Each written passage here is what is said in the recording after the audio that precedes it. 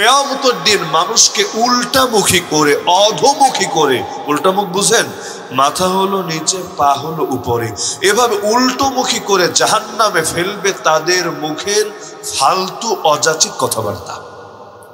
অযাচিত কথাবার্তা বুঝেন, যে কথাগুলোর কোনো সিরিয়াসই নেয় নেই, দামই দেয় নাই। চায়ের দোকানে বসে কথার ঝড় তুলেছে, মহিলা 10 জন একত্রিত হয়েছে, কথার ফুলের ঝড়ি ছোটানো শুরু করেছে, এমনি ঘরে বসে কাজ পায় না। অথবা আজকাল তো মসজিদের মধ্যেও লোকে কত আজে বাজে কথাবার্তা বলতে থাকে না। বাচ্চারা কথা বললে মুরব্বীরা ধমক দিয়ে থামায়, আর মুরব্বীরাই যখন আড্ডার আসর জমায়, কে ধমক দিবে, কে থামাবে, কে সতর্ক করবে? কখনো কখনো লোকের কথার কারণে এক কোনায় যারা দাঁড়িয়ে নামাজ পড়ে তাদের জন্য নামাজে মনোযোগ ধরে রাখাটা পর্যন্ত কঠিন হয়ে যায়। যেখানে নামাজের সামনে দিয়ে যাওয়ার এত বড় পাপ, এত বড় পাপ, আল্লাহ রাসূল বলেন লোকে যদি জানতো কত জঘন্য পাপ এতে, প্রয়োজনে 40 দাঁড়িয়ে থাকতো তবুও সামনে দিয়ে যেত না।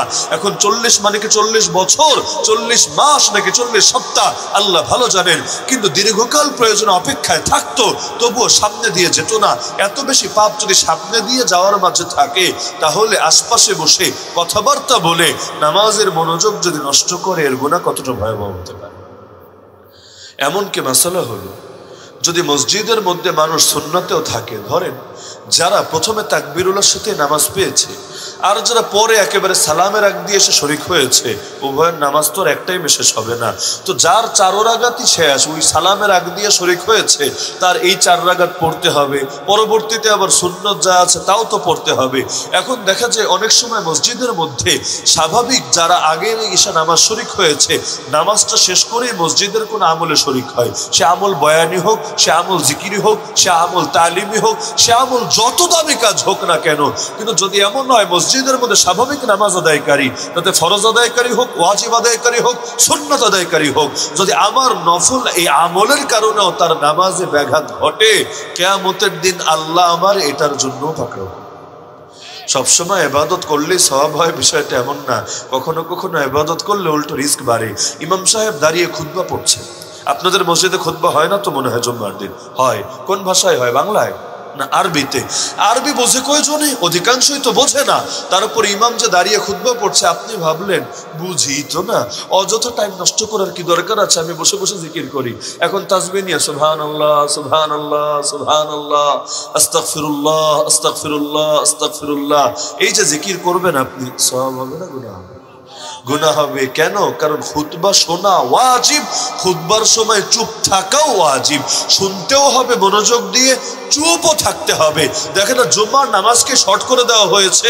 জোহর নামাজের ফরজ কয় রাকাত? 4 রাকাত, নাকি আবার এই এলাকায় 2 রাকাত?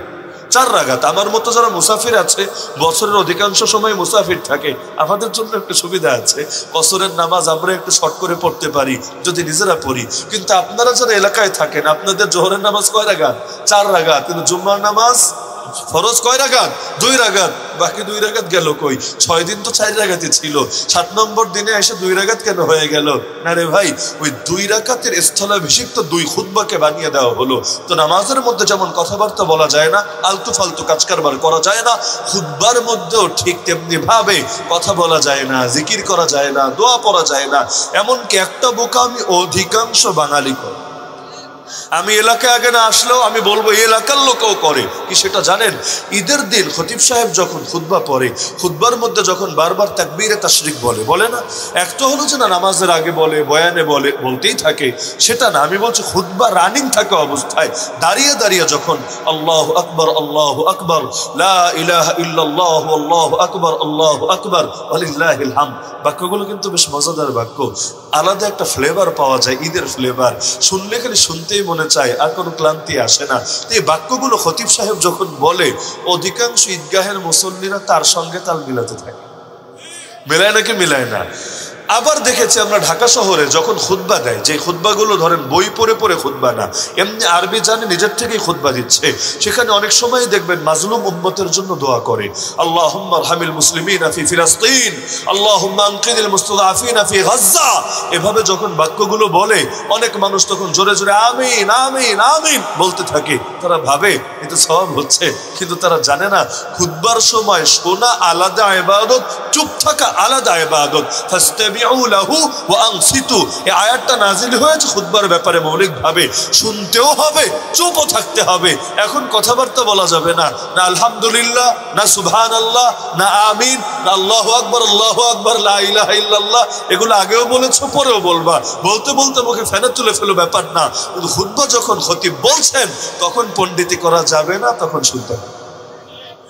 কিন্তু বাংলাদেশে কয় জায়গায় এই কাম চলে, অনেক জায়গায় একদিকে খুতবা হয় আর একদিকে কালেকশন চলে। কালেকশন তো আগেও করা যায়, কালেকশন তো পরেও করা যায়। এমনকি খতিব সাহেব কিছুটা ওয়েট করে 2 মিনিটে কালেকশন করিয়ে নিতে পারে চাইলে। কিন্তু দেখবেন একদিকে খুতবা চলে আর একদিকে মানুষ বলে 500 দিছি, 400 টাকা ফেরত দে, 100 টাকা রাখ বাড়া। এই যে কথাবার্তা বলতে থাকে, সওয়াব হয় না গুনাহ হয়? সবসময় ইবাদত করলে সওয়াব হয় না। ঈদের দিন রোজা রাখলে কয় নাকি? দোহালিয়া বাজারের ফতোয়া কি কয় নাকি? নেকি হবে না গুনাহ হবে? আবার যখন সূর্য ডোবে, সূর্য ওঠে, অথবা সূর্য ঠিক মাথার উপরে থাকে, ওই সময় নামাজ পড়লে এক নামাজে 1 লক্ষ রাকাতের সওয়াব পাওয়া যাবে। নাকি গুনাহ হবে? কেন? কারণ ইবাদত খালি করলেই হবে না, নবীর তরিকা অনুসারে করা লাগবে। কিছু ক্ষেত্রে নবীর কথা যেটা বলেছেন সেটা হুবহু করতে হবে, কিছু ক্ষেত্রে নবী যেটা নিষেধ করেছেন ওটা ছাড়তে হবে। করার ক্ষেত্রেও অনুসরণ, ছাড়ার ক্ষেত্রেও অনুসরণ।